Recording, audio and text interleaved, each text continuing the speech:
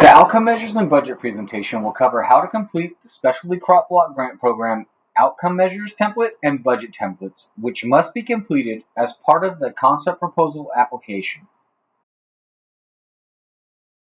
The outcome measures have been developed by the U.S. Department of Agriculture, Agricultural Marketing Services, as well as the Office of Management and Budget to standardize performance indicators that apply to the Specialty Crop Block Grant Program. The reasoning for standardized performance indicators is to compile data across all states, making it easier to see the effect that the program has on the specialty crop industry. The data that is compiled strengthens the need for continued SCBGP funding. Note that because these performance indicators were developed to provide a standardized measure of program results, outcome measures and associated indicators and sub-indicators may not be altered, amended, or replaced. When completing the outcome measures supplement, applicants should only enter the information being requested and provide responses in the format described.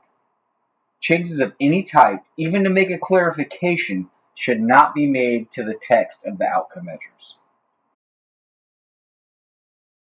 Outcome measures are how the success of the projects will be assessed and therefore are the primary goal of the SCBGP. When applicants select an outcome measure, they should keep in mind that these are the indicators of what the project will achieve within the grant duration.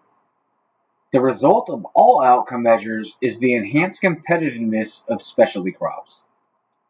Every outcome measure has indicators, and in some cases sub-indicators. These indicators will be the evidence that shows the project has increased the competitiveness of the specialty crop industry.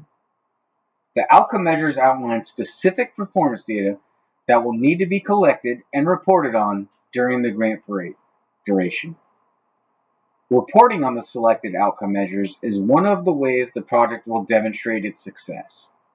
A link to the outcome measures supplement can be found in the RFCP. There are a total of 7 outcome measures, which we have listed here.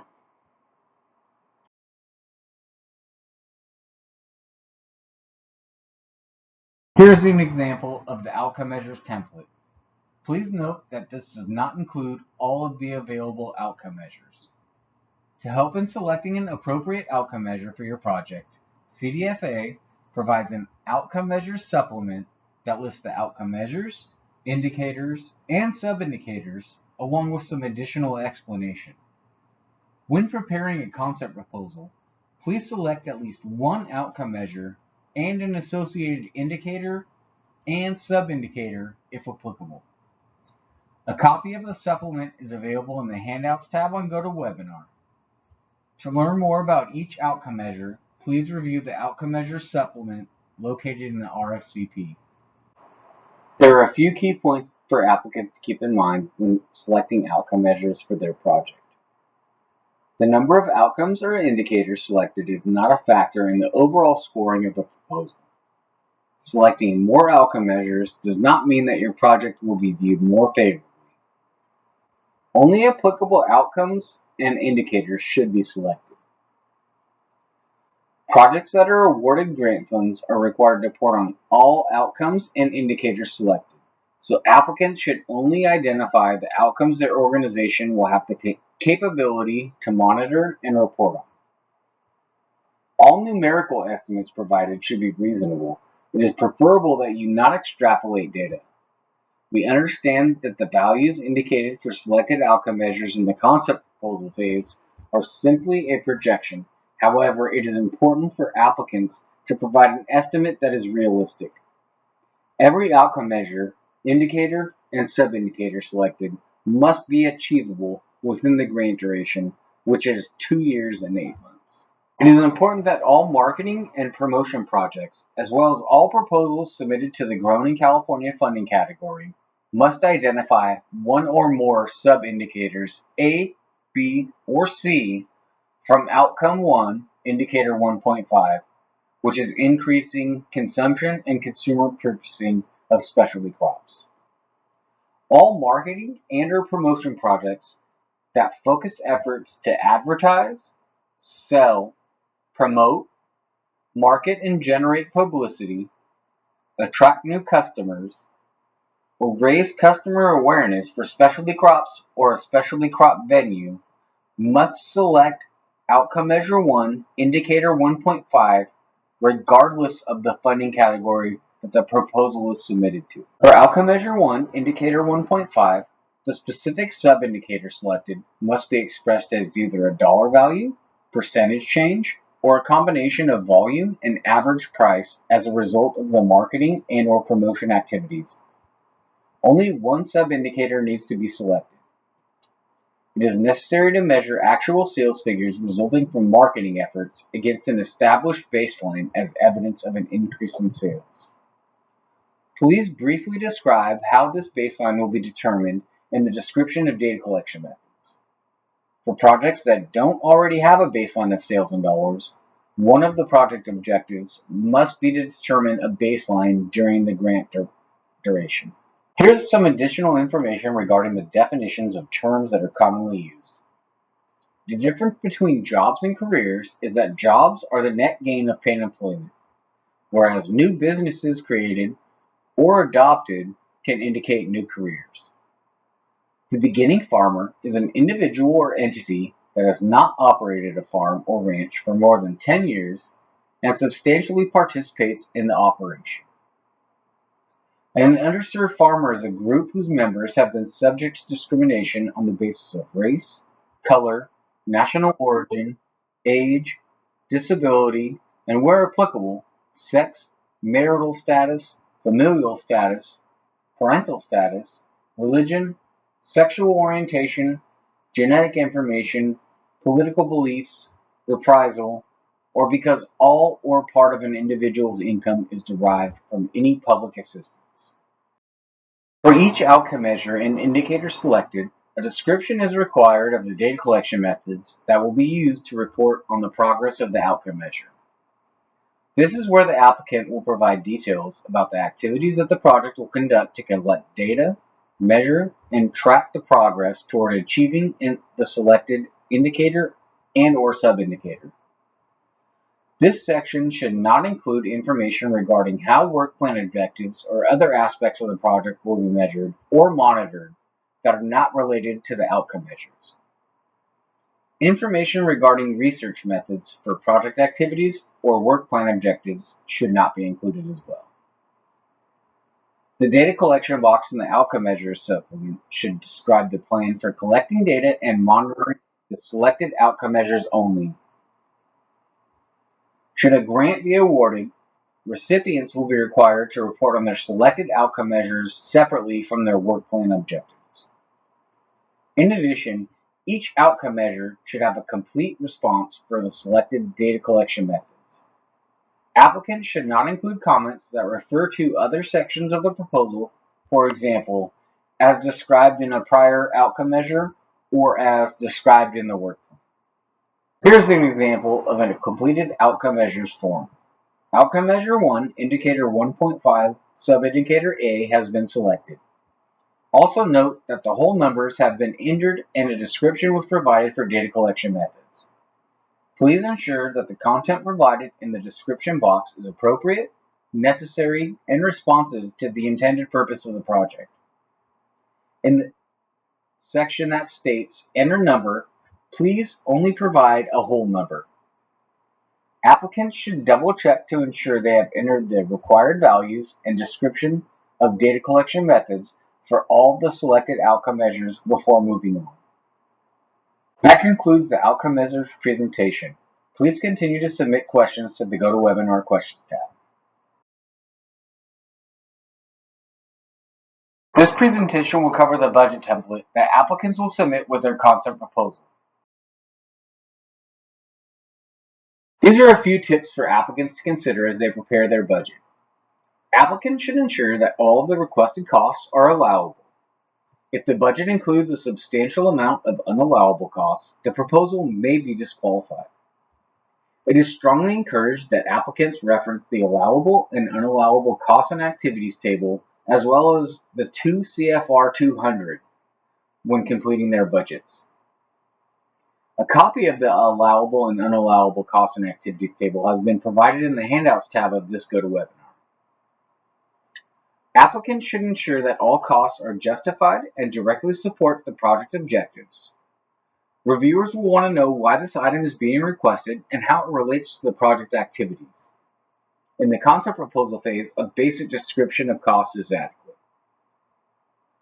Check that cost estimates are reasonable and realistic. We understand at this point the budget is a best estimate based on current information. However, we do ask that applicants do their homework to ensure their estimates aren't over or understated.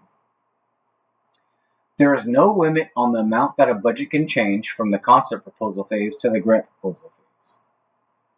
CDFA, however, cannot anticipate how changes will be reviewed by the TRC, and substantial changes, plus or minus 20%, may be questioned.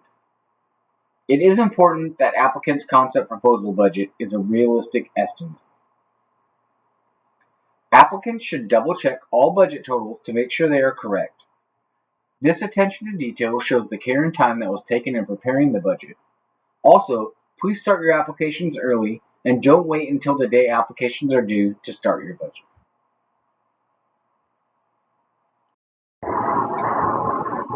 These are a few tips for applicants to consider as they prepare their budget.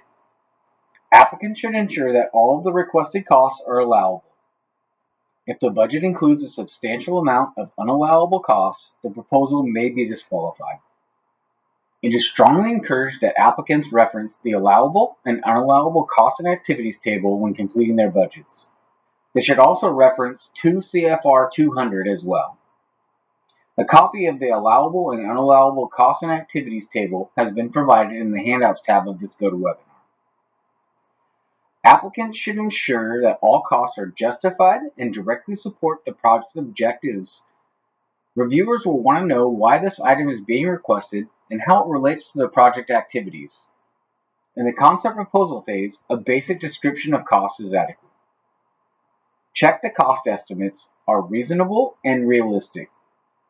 We understand that at this point, the budget is a best estimate based on current information. However, we do ask that applicants do their homework to ensure that their estimates aren't over or understated. There is no limit on the amount that a budget can change from the concept proposal phase to the grant proposal phase. CDFA, however, cannot anticipate how changes will be viewed by the TRC, and substantial changes, plus or minus 20%, may be questioned. It's important that the applicant's concept proposal budget is a realistic estimate. Applicants should double-check all budget totals to make sure they are correct. This attention to detail shows the care and time that was taken in preparing the budget. Also, please start your applications early and don't wait until the day applications are due to start your budget. There are a number of resources and links available on the SCVGP website to help applicants as they are completing their proposal. They are also included in the Handouts tab of this meeting. What is the difference between direct and indirect costs?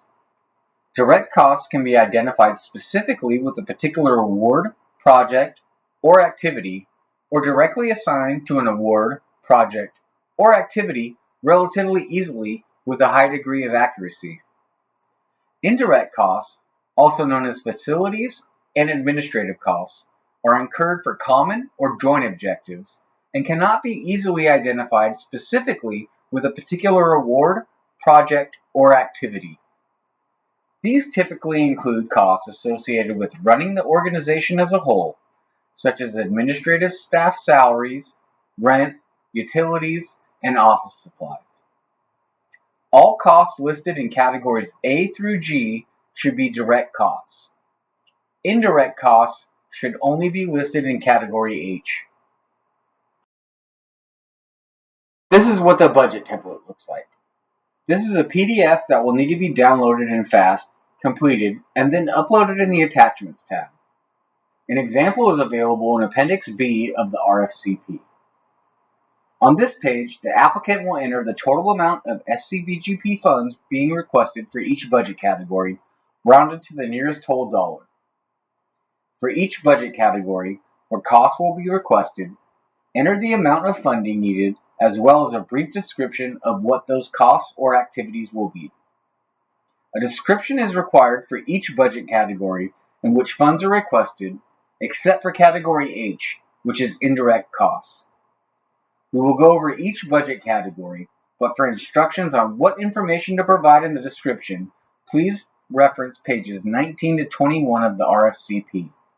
On page 19 of the RFCP, there's a link to the General Services Administration, or GSA website, where you will find relevant per diem and lodging rates for travel. Locality pay rates needed to determine appropriate pay for contractors will be listed on the website of the Office of Personnel Management. A completed sample budget is available on page 31 of the RFCP. Please note that this is just an example provided to illustrate what a completed budget might look like. The first category is category A, salary and wages. This is where the applicant will list the total estimated cost of salary and wages for time spent working on the project by employees of the applicant organization. In the description box, please list the title of each employee as well as the amount of time they will spend working on each project. For hourly employees, applicants just need to report the number of hours worked. For salaried employees, applicants should use a percentage full-time equivalent. Please note that a year-by-year breakdown is not required, only the total amount requested for each. Salary and hourly requests should follow the U.S. General Schedule pay scale for the locality in which the employee will be working. Additional justification is required for employees or contractors whose salaries will exceed the GS-15 Step 10 rate of pay. Category B is fringe benefits. Fringe benefits include benefits like paid leave, health insurance, pensions, and unemployment, and is calculated as a percentage of an employee's salary. In the amount requested box, applicants should list the total estimated fringe benefits cost for employees of the organization, determined in accordance with the applicant's established fringe benefits policy. In the description box, please provide the approximate fringe benefit rate and the types of benefits included.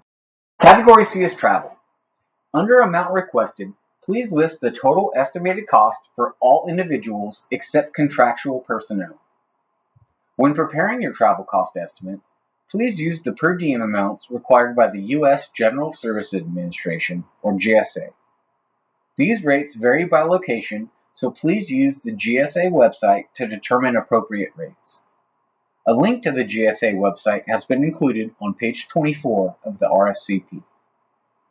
Although the budget is only an estimate at this stage, please use the GSA per diem rates to ensure costs are not excessively high. Please note that per diem rates for the first and last days of travel are not the same as full travel days.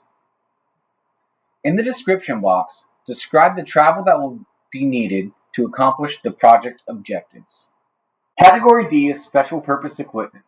This is where applicants will list the cost to purchase any special purpose equipment needed for their project. To be considered special purpose equipment, an item must cost $10,000 per unit or more and be used only for research, scientific, or other technical activities. This includes items like specialized microscopes, spectrometers, and other lab equipment. In the description box, please list the name of the item to be purchased and how it will support the goals of the project. It is important to clarify that purchasing general purpose equipment is not allowable under the SCBGP. This means that applicants cannot purchase non-scientific items that cost more than $10,000 with SCBGP funds. These items include things like vehicles, refrigerators, and tractors. Costs to rent general purpose equipment may be allowable, but those costs would need to be calculated in Category G, Other. Category E is supplies. Enter the total estimated cost for supplies in the amount requested box. Supplies refer to items that cost less than $10,000 per unit and are used exclusively for the objectives of the project. It is important that you do not include indirect costs in this category. Some examples of indirect costs include general use office supplies or facilities costs. In the description box, please list the types of supplies the project anticipates purchasing. Category F is for the project's estimated contractual costs. For the purposes of the FCBGP, any organization other than the applicant that will work on the project and receive grant funds is considered a contractor. For the amount requested, please list the total estimated cost of any work to be performed by organizations other than the applicant. Typical costs under contractual include consultants or project cooperators from other organizations. This amount should include all of the budget costs associated with each contractor, including salary, travel, supplies, etc. In the description box, list the names of the contractors, if known, and the types of services they will provide in support of project goals. Note that the Office of Management and Budget has developed guidelines for determining appropriate rates for contractors. A link to this information can be found on page 2 of the Allowable and Unallowable Costs and Activities PDF. Please ensure that these projects do not exceed the maximum allowable rate. Category G is for other costs. For the amount requested, provide the estimated total of all other project costs. Examples of costs that should be listed under other include registration fees, speaker fees, fees to publish project results in professional journals, costs for data collection and analysis, meeting space or equipment rentals, out-of-house printing costs, postage, and tuition support for students working on grant activities. In this description box, please be sure to provide a brief explanation of the types of costs that will be included. Category H is where applicants will indicate the amount of indirect costs requested for their project. Remember that the indirect costs are the facilities and administrative costs that cannot easily be tied directly to the activities of the grant. The maximum allowable indirect rate under the SCBGP is 8% of total personnel costs. To calculate this amount, add Category A, salary and wages, plus Category B, fringe benefits, and multiply the total by 0.08. The amount you list under Category H cannot exceed this number.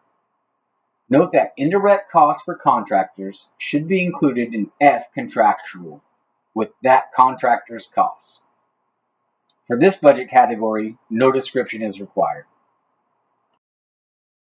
The total amount requested for budget categories A through H should match the award requested amount in FAAST. Again, the total funds requested cannot be less than $100,000 or greater than $500,000, and for the additional assistance program, less than $100,000 or more than $250,000.